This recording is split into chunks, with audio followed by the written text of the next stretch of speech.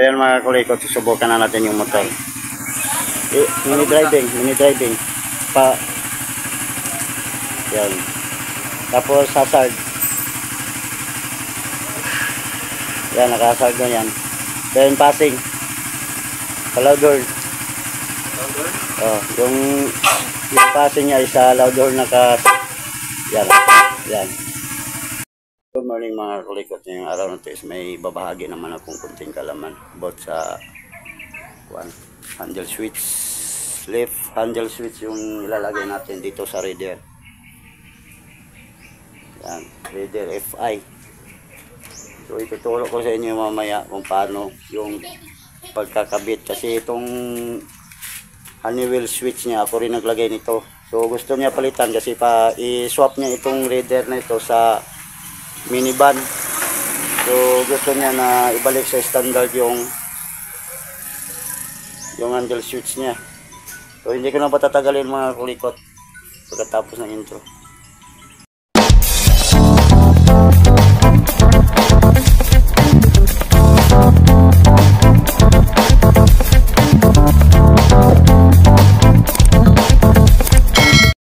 So ito yung papalitan natin ng yung standard niya na switch is ibabalik natin.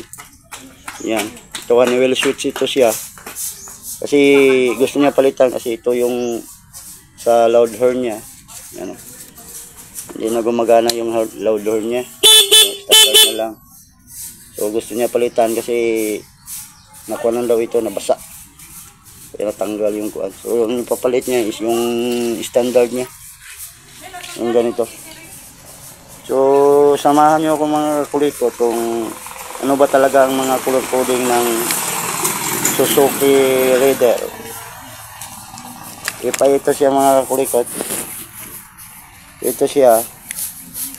Doon pa ito sa kabila na siya po nilagay. Yung kuan. Tagal-tagal na din yung kuan niya. Honeywell switch. Tatanggalin ko na mga kulikot. So ito yung ibabalik namin, yung standard niya. So wala nang balot. So babalutan lang natin ito ng electrical tape. So para makuha natin, maayos natin yung wiring niya. So hinangan natin. Kasi kahapon sana itong mga kulikot kaso walang brownout ito sa amin. So hindi ko malagay. So hindi ko rin mahinang. So ito siya mga kulikot. Ilalagay na natin ngayon kasi may kurintin. Raider 150 pa yung kuha natin, yung papalitan natin ng handle switch. So sa pagtatanggal ng head niya mga kulikot, may dalawang bolt lang dito. Yan. At saka nakaon yung motor, saka yung dito sa kabila.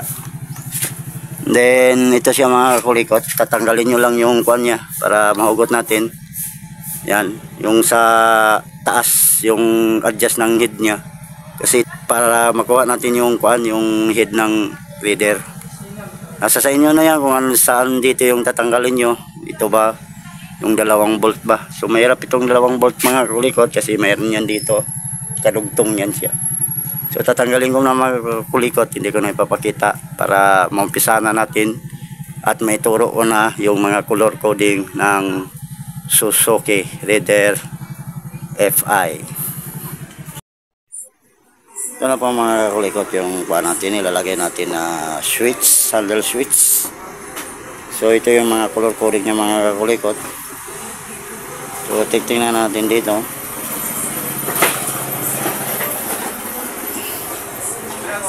Dito mga kulikot yung kuha, yung kulay yellow is yellow with red. Ito yung kuha niya, high. Yan o, ito dito mo yan makikita mga kulikot. Yan o, yan, yan. Yellow with white is high, yellow with black is low. Tapos yung kuan, yung violet is ito yung kuan niya, yung park light. Yan, park light yan siya mga kulikot, yung kulay violet, park light. Then yung kulay solid yellow mga kulikot, yan, ito yung supply niya. Ito yung galing ng stator. Yan, galing yan ng stator mga kakulikot. Yan, yung black ay yellow with white. Dito yan makikita sa headlight natin. Yan o. Yan o, yan o. Yan o, black with white. Yan. Dito yan natin makikita sa switch ng kuha natin. Sa on off. Yan. Ito yan yung supply ng headlight papunta dito. Tapos ito naman mga kulikot, yung kulay white, yan yung makikita nyo na kulay white. Yan yung supply dito sa kuan, sa high and low nyo. Yung main niya mga kulikot, kasi dito din yan kumuha dito sa switch na no. Ito yung kulay gray, ito yung papunta doon sa tail light natin. Yan, gray na yan. Then dito na tayo, tapos na tayo dyan mga kulikot. Yung orange is ito yung kuan niya, accessory line. Then dito tayo sa kuan, busina natin. Yung busina, yung black with white, then black with blue, ito yung papunta doon sa busina natin. Then itong kuan, itong light blue ba ito mga kulikot? Oh, light gago blue, ito yung kuan, yung main supply ng signal light natin. Yung kulay light green, ito yung kuan, yung right signal light, then black is left signal light. Itong yellow with red at saka black, yellow with black, yan mga kulikot. So na-explain ko na mga kulikot, talagay ko na ito doon, ikakabit na natin kasi dito mga kulikot may babaguhin pa tayo dito. May pinutol pa ako dito mga kulikot. Yan, ito yung papunta dito mga kulikot,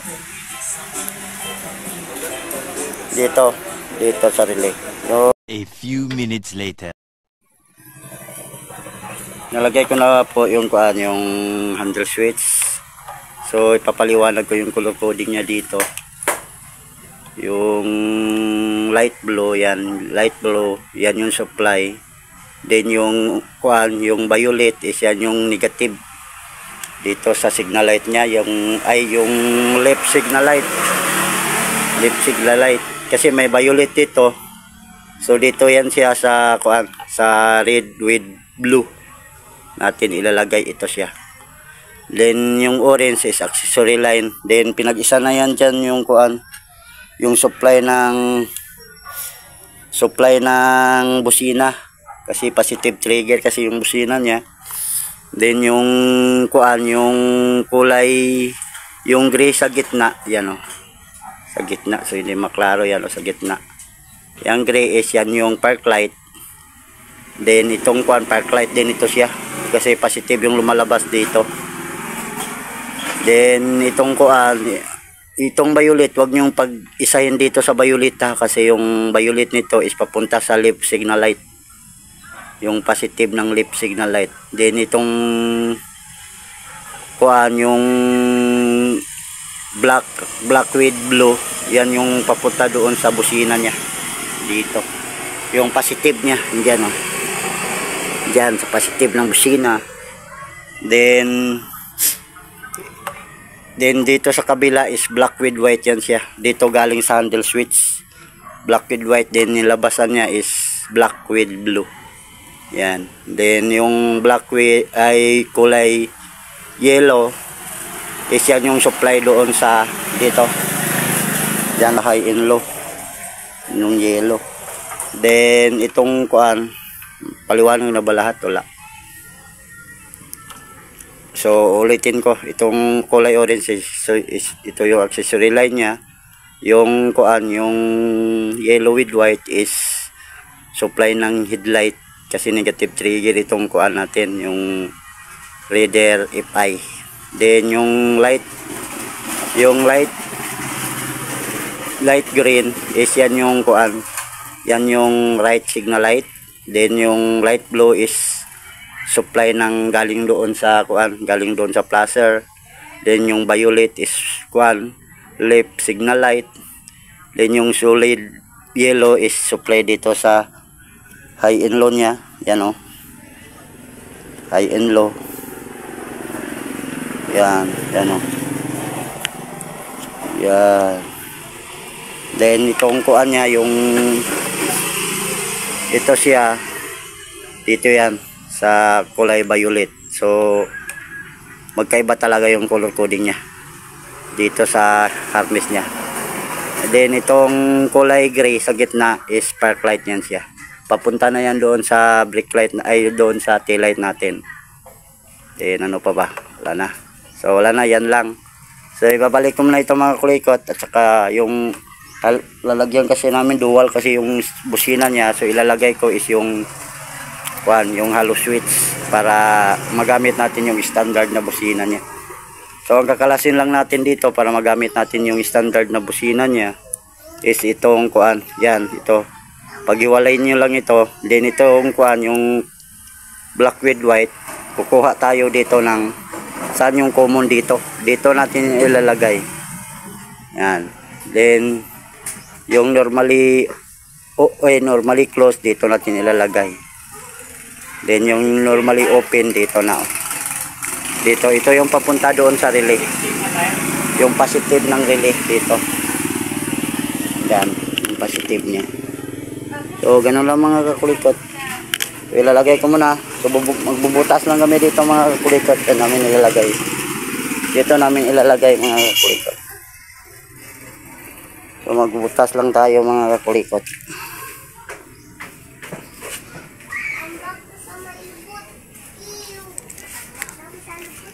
So dito tayo maglalagay mga kakulikot. Yan. Ganyan.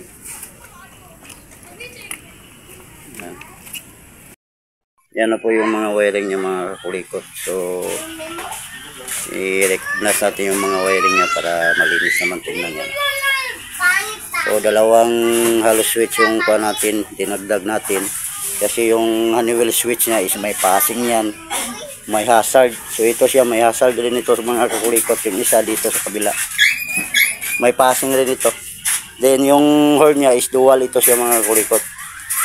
Yung horn niya pwede sa standard, pwede sa pop-up.